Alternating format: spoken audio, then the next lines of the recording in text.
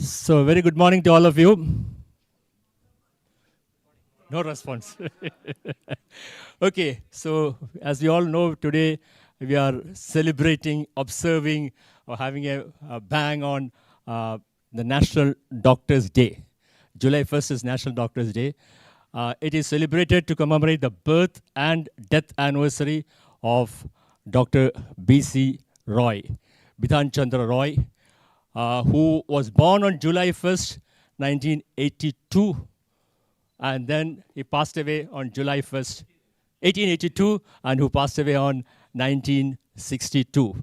So he was the first Chief Minister of Bengal, and he was also the first President of the Cardiological Society of India. Well, a lot of things to his credentials, but I'm just stopping with that. So we observe Doctors' Day in honor of this great man.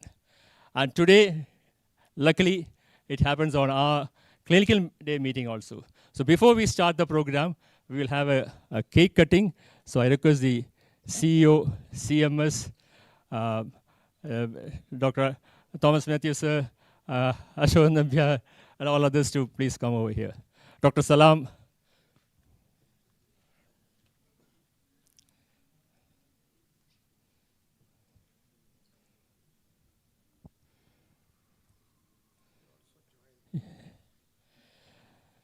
Dr. Shashindran, you can come over. Dr. Ramdas.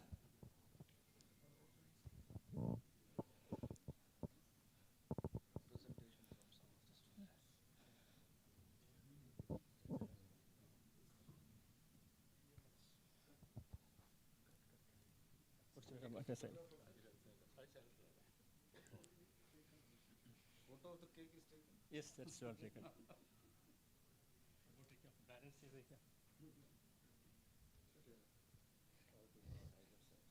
Yes, with the permission of all of you, our CEO with our senior doctors will be cutting the cake.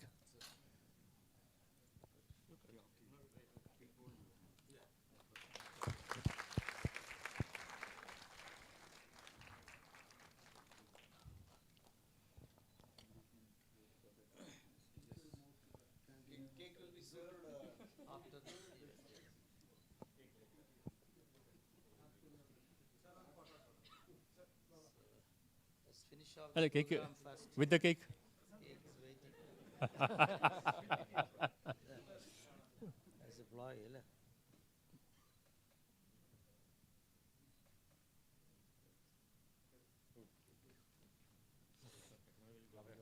Okay. അല്ല ഞാൻ വിളിക്കാം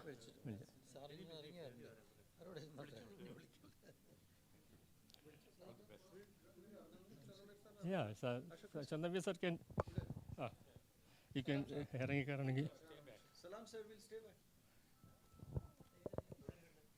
അങ്ങോട്ട് അവിടെ എവിടെയും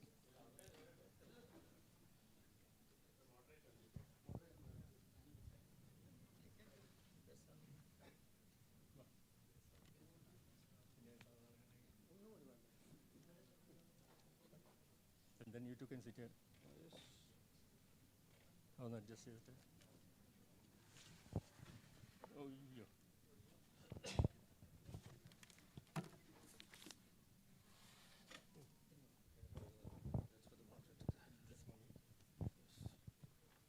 Okay.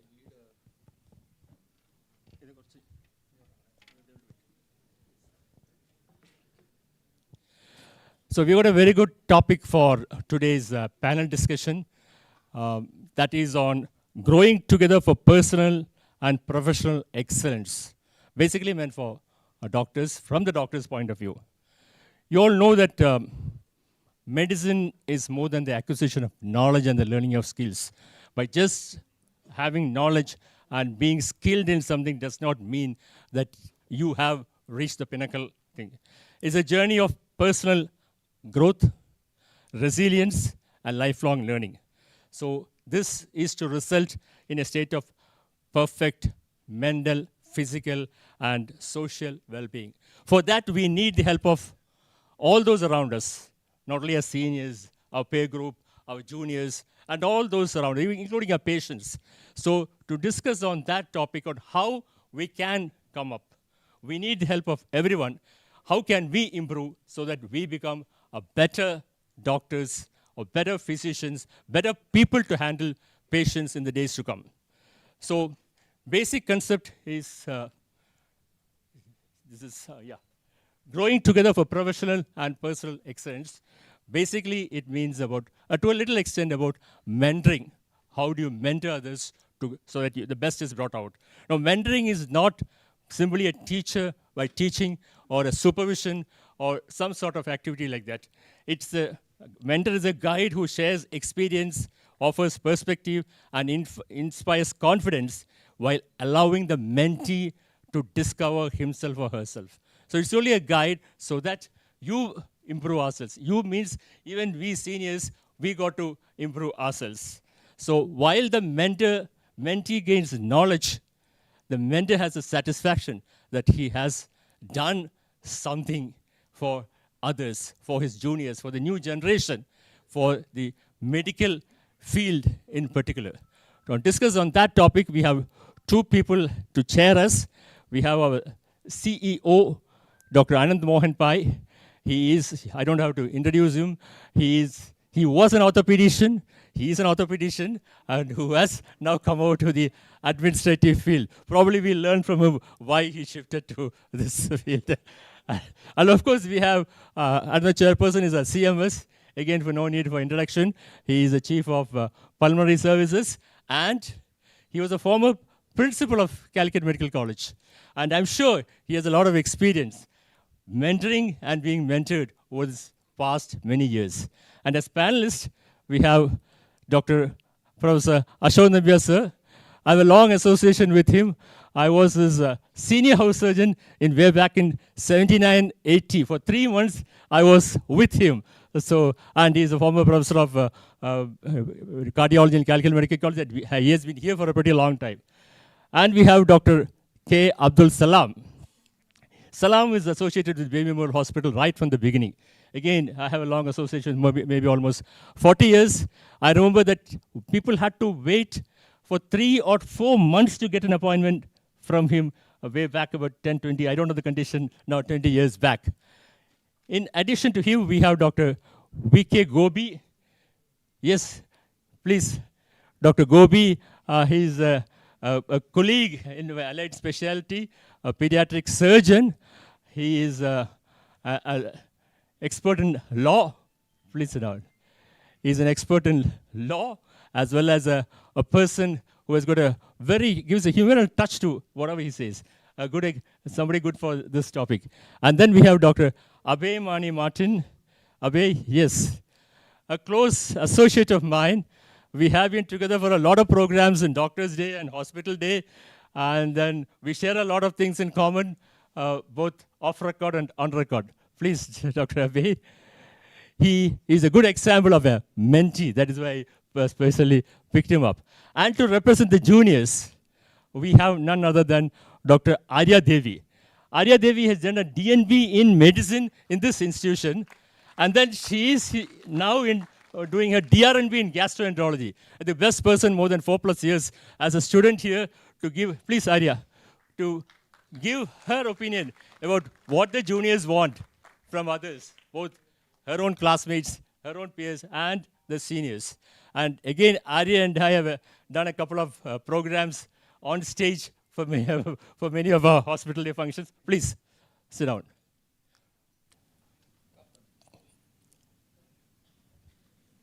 So we have a panelist of 5 people and 2 experts. Now we'll go ahead with the program.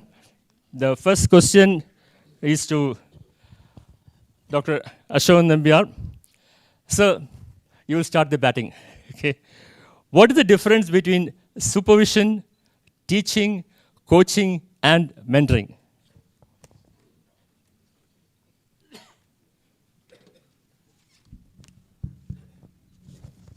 Thank you, Dr. Shaji, for a nice introduction and for selecting me in the panel.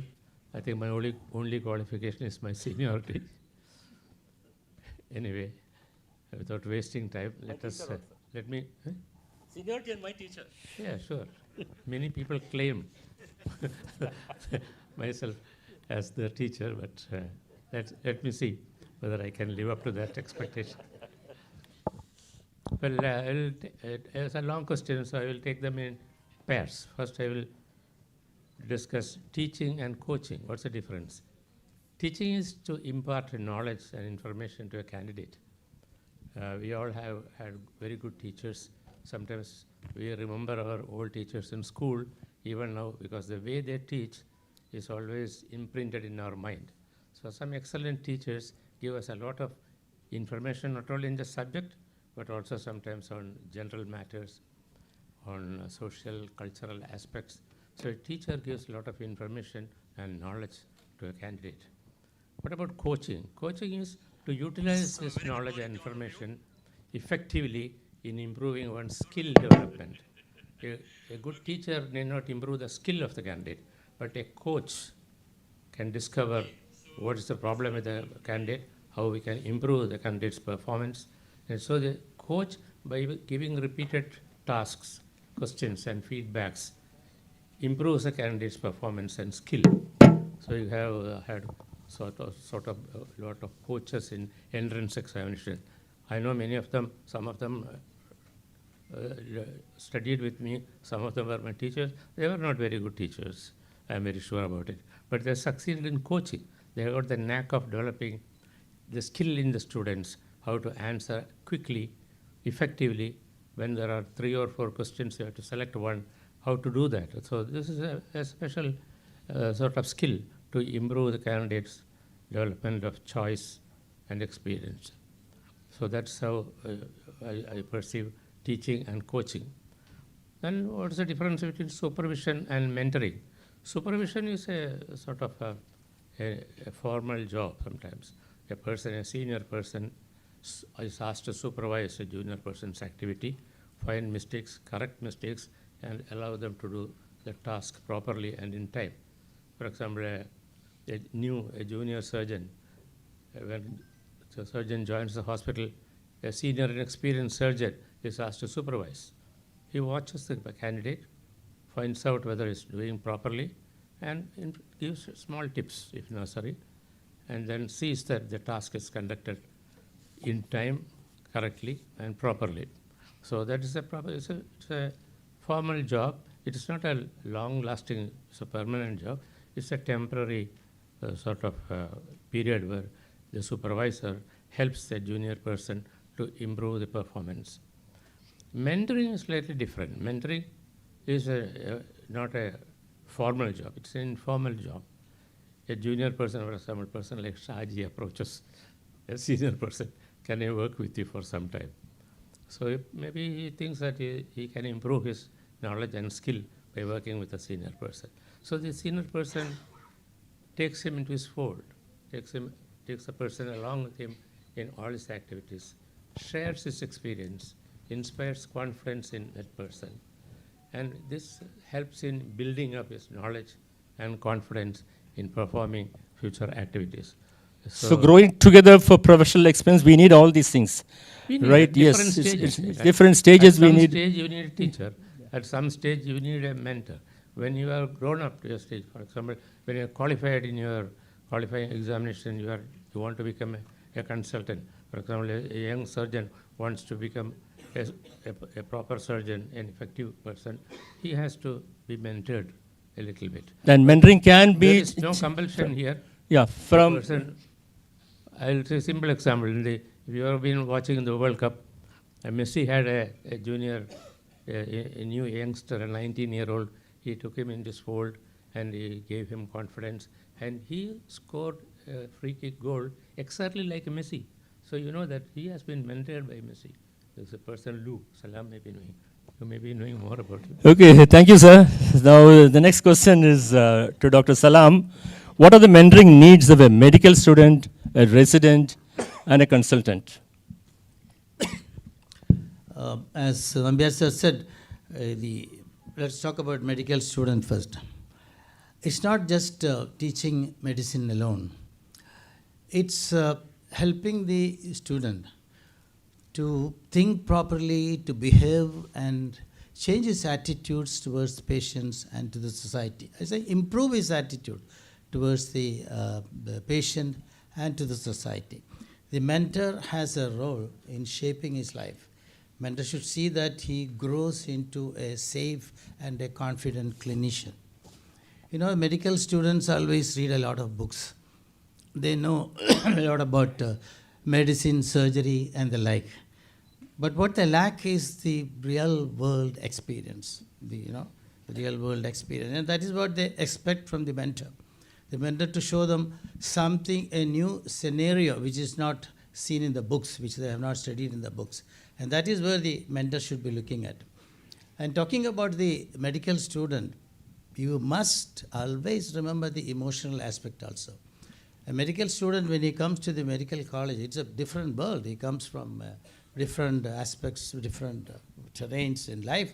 And then suddenly he sees a lot of glamour, a lot of things, and he has a lot of pressure from his friends, from his family, from the seniors, and from the teachers. And the medical curriculum itself is overwhelming.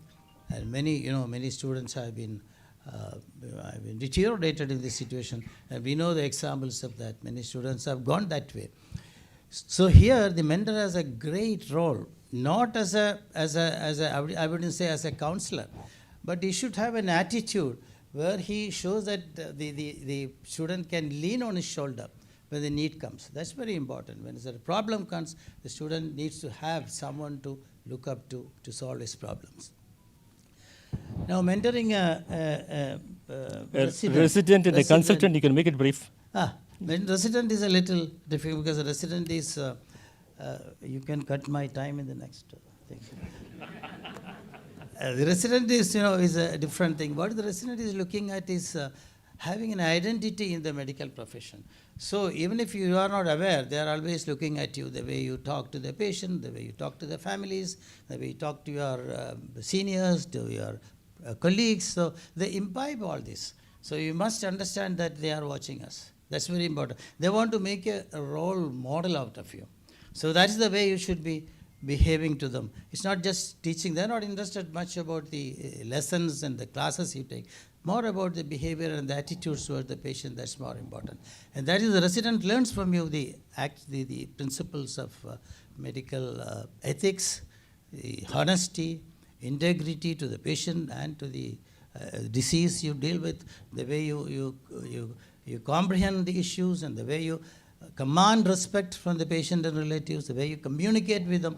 All these are important for the resident, and he learns all this from you. So ultimately it is not to tell him what to do, but it is tell him why you are doing this in such a situation. That's important. And mentoring a consultant is more difficult. It's a different kettle of fish, because when you have a consultant with you, he's already a professional, he has strong opinions, and he has a strong personality, and he probably has more knowledge than you, and he might even prod you with some new syndromes which he has learned somewhere, and try to put you down. All these things can happen. So what is important is give him respect. That's the most important thing. See that, treat him as equal. Don't think that he's a subordinate and think that you can command him. Never do it.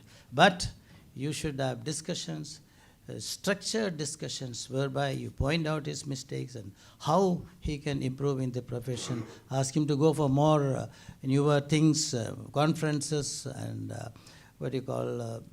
workshops, and improve his subspecialty, etc. That we can. So if you have a problem, you work together with the consultant. That is the way you can take him into your fold. And ultimately, you should be not a guide, but you should be a facilitator in this respect. You should facilitate him, find an atmosphere so that the consultant can improve himself, find his mistake, correct himself, find inner satisfaction, and then grow into a better consultant. Thank you, Dr. Salam. Now the next question is to Dr. Gobi. We have been so far talking about mentoring juniors. Now, can there be peer mentoring or a reverse mentoring? So what role can peer mentoring play alongside the traditional senior-junior mentoring? Yes, good morning, Chairpersons, Dr. Shaji. The mic is not working.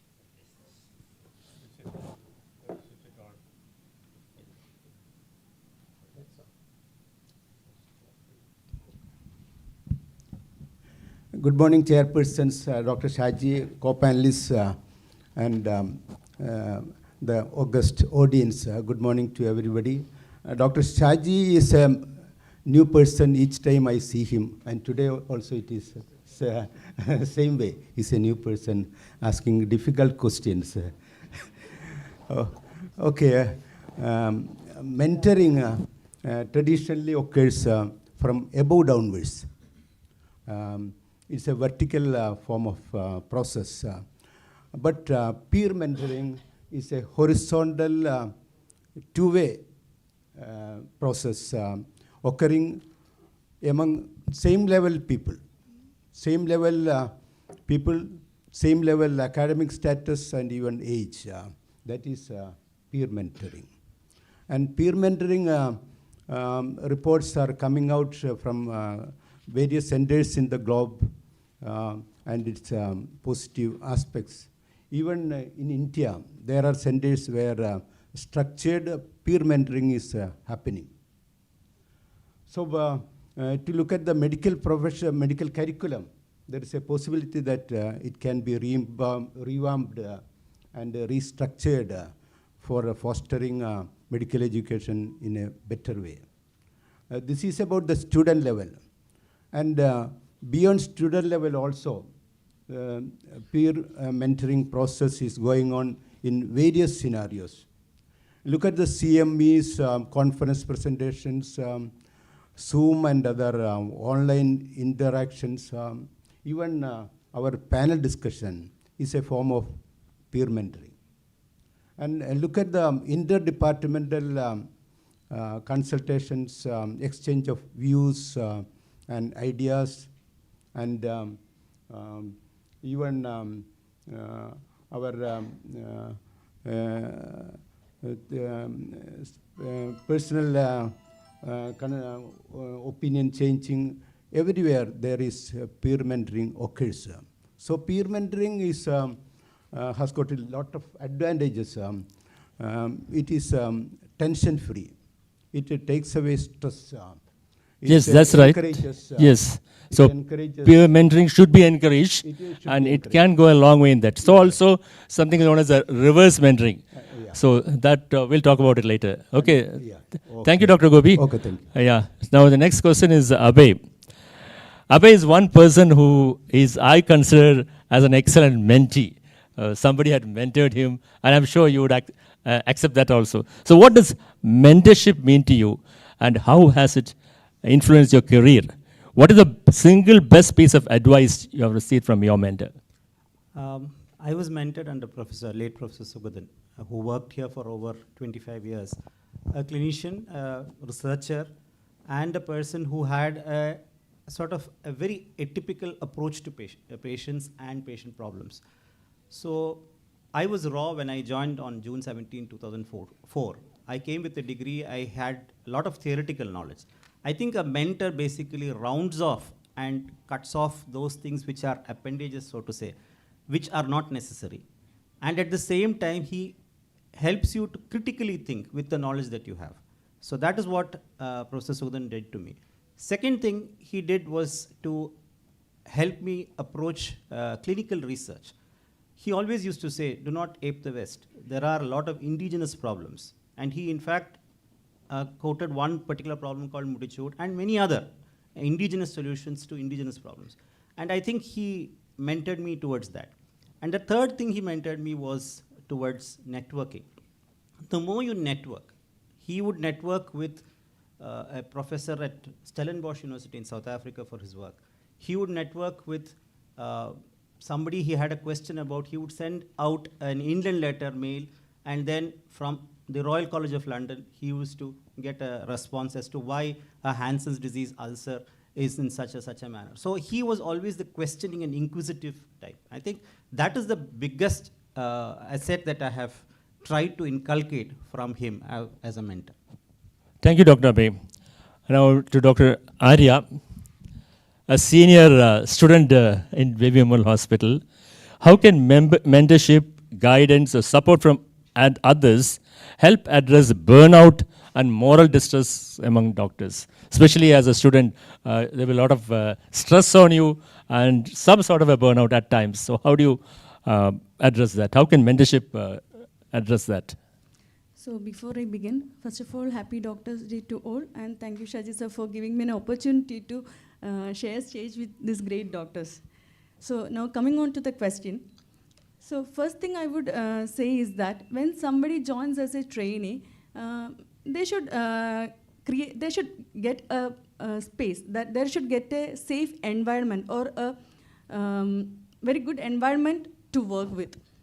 So the initial stages actually mark, that stage is where we get confidence, and also that is the stage where we have this practical, like what all the habits, professional habits we practice in future. So at that time, the environment should be very good. That is the first thing I would suggest. Next thing is that when somebody comes to a department, everything is new to that trainee. The department is new, how the system works. So a mentor should first guide them properly, that what are the duties assigned to them, how the department works, then what are the protocols they are supposed to supposed to follow, what are the emergencies, how the emergencies are handled. All things should be clearly, and whom to call for help. All these things should be clearly mentioned to the candidate. So the other thing is that this stress, most stress arises when things come into our head, when even if we are genuinely working, even if we are working hard, many things come on to, or these PGs are held accountable even if they are not the reason. Maybe the reason will be system failure, but so the mentor should understand the reason for the failure, and the system failure should be accepted as it is, not to be the problem of the mentee or the PG. So also the mistakes and one more thing, sir. Yeah, carry also on. the mistakes and errors because of the sorry, sir. Not only because of the lack of knowledge alone, lack of proper communication. All these things should also be considered. So basically, the mentor should try and be in the shoes of the mentee and try and understand the problems, and then mentor the person, Exactly. rather than being at a higher pedestal. Okay, the next question is again to Dr. Ashwanabia sir. As I mentioned earlier, about reverse mentoring. So can senior doctors learn from younger colleagues? And have you ever changed your practice or perspective because of a junior colleague's input? Thank you. Of course, reverse mentoring already been discussed by many of my colleagues. It occurs always in day-to-day practice, especially in technology, when the new technologies came up, like WhatsApp or other newer internet channels, and when laptop, mobile phones and all came, slide projection, slide preparation of slides for teaching, for conferences and all. It was always difficult for some of the seniors because they didn't grow up in that atmosphere. I grew up in an atmosphere there was no internet, there was no computer, and we had to run around in the library to collect some old books to find out the references. Now things are so different. Now while I was taking rounds, a younger colleague told me, now this is how you operate the mobile phone. Sometimes you don't know where the facts are, where you have to search. So in reverse mentoring occurs in day-to-day life, and you have to welcome it. Some seniors may not be happy about the junior always telling him what to do, but it should be in a sort of given way. You share your experience and knowledge, and be happy about what the junior person says. As Dr. Salam Have said, you ever changed your practice or perspective because of it? I don't remember I particularly changed the practice, but I've always been wary of some juniors coming for the first time and, as Dr. Salam said, talking about new syndromes and new diseases and managing in a newer way.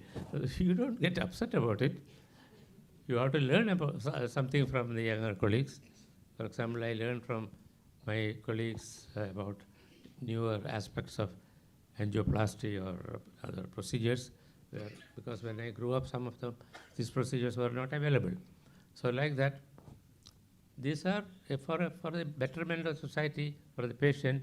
You have to have a give and take policy. You've got a broad outlook. If you have confidence in your own self, your own knowledge and skills, then you don't have to be anxious or worried about it. So basic thing is you can learn from your juniors, but you should have an open mind and try and accept it and don't get offended when your juniors say or try something which you are not been practicing. Next question is to Dr. Salam. Now he's a very busy practitioner, as I mentioned, 3-4 months of waiting period. And now, how do you balance your demands of medicine, family responsibilities, and personal recreation? He plays tennis every day, even now, I think. So how do you balance all these things? I'll make it very simple. You see, it's only that you should have an attitude to balance these three domains. You have your profession, your family, and your personal recreation. It should be balanced, that is all.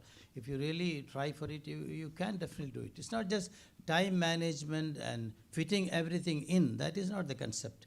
The concept is that you don't let one domain to consume the other two. Everything should be given. For example, you take out your practice. You can practice from morning till evening is possible, and medical practice, can take your life. So unless you have limits and boundaries, your efficiency will run out of the window. So if you don't have efficiency, what happens is you become depressed, your patient suffers, and ultimately you burn out. That's what happens. So you got to limit it. And family time is important, as I said, but family, always let it be a negotiable act. You may have to borrow time from the family for your emergencies, for your profession, because medical thing is asymmetrical. It's not symmetrical. You can have an emergency, a conference, so you borrow time from your family time. But consider your family affairs as your clinical appointments. You don't miss your appointments just for fun. You miss it only when you have an emergency. Similarly, your family functions should be attended unless it's an emergency. So keep it like that. And coming to the recreation, I know, it's one of those resilience aspects which everybody talk about to keep away burnouts. So it's very important. Maintenance, it's a maintenance of your body. And it's your duty to keep yourself fit for you and for your patients and for your family. So whatever you do, whatever it is, physical activity you do, whatever you do, it will, reduce the synaptic fatigue. It will increase your endorphins, and the whole day you feel warm inside. You will be able to work very well. So the whole thing is balancing the whole thing together. Find time for each domain. That is the So that's a great piece of advice that Dr. Salam has given. However much your practice is, you should always try and balance it, because you got to think of your family, which requires an equal priority, and you got to take care of yourselves to keep in good shape. Thank you, Dr. Salam, for that. Now to Dr. Gobi, being in the lawyer's field, what ethical boundary should exist in mentoring relationship? Just like a psychiatrist and a patient may cross boundaries, do you think that mentoring can cross boundaries? And if so, what is the limit that you would like to suggest? Yes, mentoring relationship should be within the boundaries of ethical and legal boundaries. So ethical boundary is wider and but challenging, and legal boundary is narrower, but it is enforceable. And ethical boundaries is formed by the pillars of ethics in mentoring relationship. First is autonomy, that is the person's right to self-determination. And next comes beneficence. It's a Latin-derived word, but the message comes from ancient Greek medical philosophy, that is, do good only. Next is non-maleficence, again a Latin word with the message coming from Greek medical philosophy, that is, do no harm. Next is fairness and justice. The mentee should be treated with impartiality, without favoritism. That is very important. And there should be integrity and honesty. And there should be competence for the mentor himself or herself. Mentor should be with knowledge, judgment, and skill. And there should be transparency. There should not be any conflict of interest between mentor and mentee. So these are the ethical pillars. So the basic thing is that the mentor should see that the mentee goes on his or her path. You're only there as a guiding force, only to help him or her, and not get too involved in personal aspects. I think with that, you can always have your boundaries there. Now, Dr. Abe, the digital communication has flooded the whole thing. So how do you think mentoring the digital communication has changed mentoring? I think I have been on the cusp of going through resources from the libraries, then went on to asking people for digital resources. Some people had these resources with them. And then now it's an open area where you have a lot of information flowing across. So probably the mentor has the larger picture where what is relevant and what is not relevant. That sifting is to be taught by the mentor to the mentee. And that was something which I practice now to my future generation. Second thing is the mentor-mentee relationship has always been physical. In the large, small world, what has happened now is the mentee may be somewhere else in some other country. And that person must have done a particular sort of a nail surgery or a vitiligo surgery. You face some obstruction, and then your mentee may be somewhere else, need not be your own immediate superior. So that boundaries have actually become very blurred. And the third thing which probably digital revolution has done is access pooling of resources. So we have WhatsApp groups wherein we actually share articles with each other. So there are constraints about getting these articles at very heavy prices. So what we do is we actually pool, and then somebody has that particular resource, and then we get the resource. So this will be passed on to our mentee, or the mentor may also get the resource whenever he or she is writing a paper. So that is what I think probably digital communication is. Yeah, so the digital communication has definitely helped in the mentorship process, but then you should be careful about what is to be accepted. As you said, the mentor may be somewhere else in the other part of the globe, and the mentor may not exactly know what exactly you need it. Right. So that should be taken into account. A specific point is, lot of information about the latest drugs is brought in, and the mentee wants to implement the newer drug. It may not be relevant to your particular population. Yes, that's it. So the cost may be a limiting factor. The access may be a limiting factor. The regulatory authority, like for example, you have a whole host of biologics available for psoriasis. Now you cannot bring all of these here. Even the prevalence of the disease may vary from country to country. So that all those things should be taken into account. Okay, thank you, Dr. Abe. Now the question is to Dr. Arya.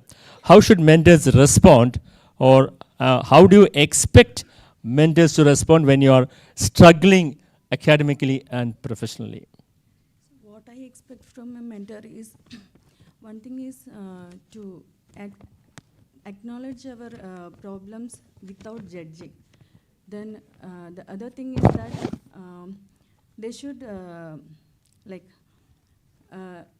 encourage us, they should guide us, and they should also pick up the capabilities in us and guide to the direction, in the correct direction they can do. So okay. One of the most important thing is approachability. Yes. So I should be able to approach for anything. That it is not necessary for the professional help alone. It may be for the anything. As Sir told, this work-life balance, everything can be mended. It is not just a professional thing. Here again, the basic thing is the mentor should be able to understand both the psychological and the emotional needs of the mentee also as a student, because each student may have different emotional patterns. So unless and until the mentor tries to understand the person, it may be difficult to handle them, because something very insignificant to one person may be very significant to another person. So it's the duty of the mentor to be to some extent a psychologist also, and help the mentee as far as students are concerned. Now we have, as I mentioned, two great experts with us. Now to the CMS, who has been the principal of a medical college for more than 5 years. How can hospitals and medical colleges create a culture where mentorship flourishes? This can be created in an atmosphere where the organization or institution should first understand the necessity for that. Usually, in earlier days, I will tell you in 1975 when I joined MBBS, the principal allotted mentors to first MBBS students. So I was in an 8-person group allotted to a person who is the topmost professor in that institution. And we 8 went there and waited for some time, almost 1 hour to meet him. He came with a lot of youngsters, juniors, students. I met Dr. Ashokan Nabiar for the first time on that particular day. I remember that day. It was Dr. G.K. Warrior, my mentor.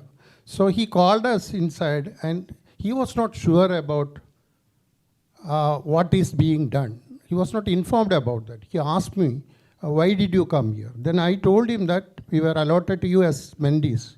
Then he said that I am busy today, you come next Monday.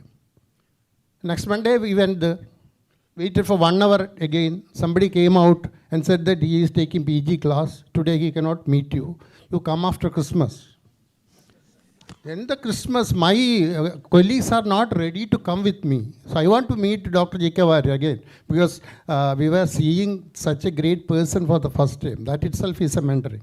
So that was lost. So without knowing the purpose or why we are allotted there, the mentoring will not work, because especially this assigned mentoring is going to be a problem also, because we get a person who will not be matching with our interest or personal taste and all. So that will fail. So you feel that assigning a mentor is not the correct way? Assigning is good to an extent, because for a junior student like us or a junior staff in an organization, assigned mentoring only will work. But the problem is that that will not go for a long time, because the interest of the group will be different. The mentor will be thinking of in a different way. So automatic selection is the best thing. So we can select a mentor who is in parallel with our taste or interest or personal preference. But the mentor should be ready to accept you. Mentor should be, even without accepting, we can, Yes, yeah. So I will tell you my story again. In 1986, when I joined for MD, I was looking at a professor who is the head of the department and superintendent of the hospital. And I was watching every move of his class, his administrative capability. And I believe that he is my mentor. And even now I follow his footsteps. So that can be there without going and telling him that, please mentor me. We can follow him, his taste, his preferences. That will help us a lot to improve ourselves. But if there is a automatic choice of a mentor who will help us, that is the best thing. But without his knowledge also, we can have a mentor like that. So in that way, in the organization, the needs should be identified first. And according to that need, the correct mentor should be allotted or selected. Do you think that there should be a training program for mentors? Mentors training program is there. Even teachers, there is a teachers training program. In that we have a mentoring program also. We tell them how to mentor your juniors. So it need not be students alone. It can be juniors. As Salam sir and Ashwan Nabiar said, sir, consultants also can be mentored. And reverse mentoring also is very good, because I follow that. If my PG says something, I am ready to accept. If I feel that it is not, my opinion is not correct. That is also good. So in all these methods are good in mentoring, but we should get an ideal mentor. Otherwise it will fail. So basically, points are that mentors can be trained or should be trained, and then mentors can be assigned, but then you can always find your own mentor, and it need not be somebody who has been assigned, and just like the story of Eglavian, but then you should not lose your thumb. But that's a basic thing. So mentorship is something which is very important, which you got to have importance. That we got to find a mentor for ourselves, only then we can improve ourselves. Now over to the CEO. As an institutional head, how do you handle a situation? It's a tricky question when a junior doctor makes an honest, ethical mistake due to fatigue. The person is totally exhausted. How do you balance accountability with mentorship? At the very outset, a very happy Doctor's Day to all. I'm indeed glad to be sitting amongst giants. At an institutional level, let me look at it from my perspective, from the chair that I sit. I would want to follow the practice of fairness, trying to understand the situation with absolute fairness, like what Dr. Gopi said. And innately, I personally believe that no doctor would want to deliberately do an act or omit an act which will harm the patient. That's what I personally feel, and I've always personally gone by. But then mistakes do happen. So we then have to get into the root cause of it now, like what Dr. Saji said, fatigue. Worker fatigue is definitely one of the most important reasons. Now, there can be multiple reasons to it, why that fatigue has come in, and why there has been a unintentional error of judgment or error of decision. So at such places, from an institutional perspective, I think it is right on our parts to protect our mentees or our juniors. Now, the most important thing is it can't be a one-sided decision that, hey, something has been done wrong and it is a punishable act. I always, when I think of it, that mistakes can happen. As a postgraduate, there was a particular situation for a hemi replacement, arthroplasty. In the morning when I scrubbed in, my incision was absolutely wrong. And boss came in, and boss didn't have the time to, then somehow struggled, got the hip in and started the closure. Same evening, there was another hemi replacement. I had scrubbed, painted, draped, and I'm waiting for 40 minutes for the boss to come. And I had not taken the incision. I didn't have the confidence that day. And boss came in and said, hey, Anand, why haven't you? I said, sir, no. And that was the time my boss held my right hand and marked it. And I mean, he made me do the entire surgery by him assisting me. So an error of judgment cannot be taken as a mistake for which you penalize somebody. That's how I would look at it. So basically, you got to find out whether it's actually fatigue or whatever the problem is. It's our duty to protect them to the extent possible. Like Arya said, that there might be systemic errors which we should try, unearth, and find out. And that's where I would say that a mentor-mentee relationship is like a jugalbandi happening in a music kacheri. So it's a two-way didactic program which goes on sometimes for years together.